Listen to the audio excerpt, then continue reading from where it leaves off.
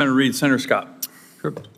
Thank you, Chairman. General Reed, thanks for your service. I appreciate the opportunity to sit down with you, and thank you for your service, your family service, everything you do. Go Navy.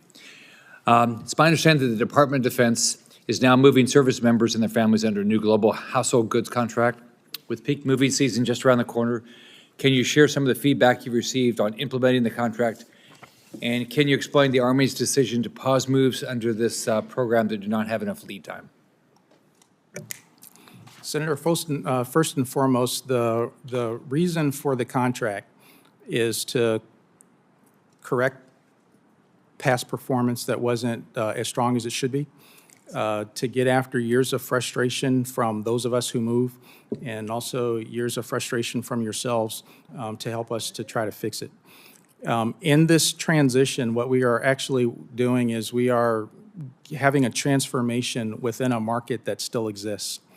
And with this transformation, we actually have a structure, both IT and with a rule structure that actually allows us to see more what's happening in the market, to monitor trends that are positive, monitor trends that are not so much so, and actually have the tools to actually do something about it.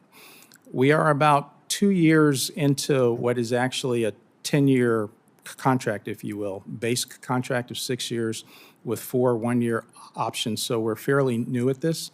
There are some performance issues. We are able to see those, and we're actually able to do something about that.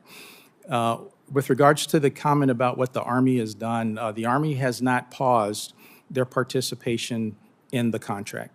What we're doing instead is we, in conjunction with the services, are monitoring the rate of the transfer to the contract, because this is not about the vendor, it is not about the program, it's about those who move.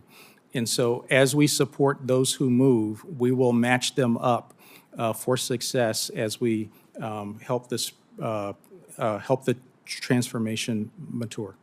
So you've got enough capacity to do the moves, because I guess the summer is your biggest moves, is that right? Just based on school Summer years is the peak season, and usually during that time, both combined CONUS and OCONUS, it's about 300,000 moves, although we are not putting OCONUS moves out just yet.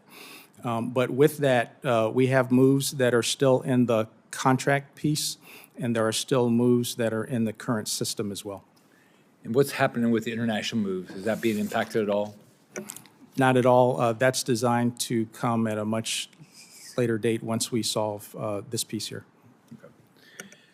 Our Ready Reserve Force program plays a critical role in making our ability to deliver equipment and critical supplies.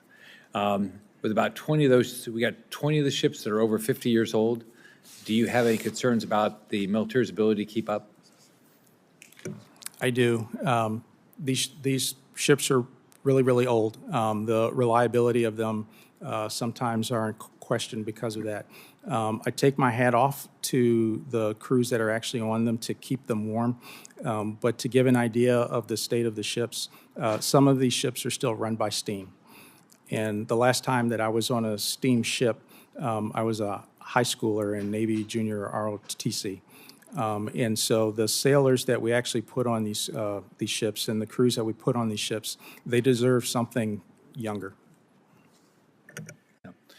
So do you think if we had a conflict in the Asia Pacific, do you think you could perform? We could perform. We would have some challenges with that. We would struggle, but we would not perform to the level that I would like to. Thank you, General. Thank you, Chairman. Thank you, Senator Scott.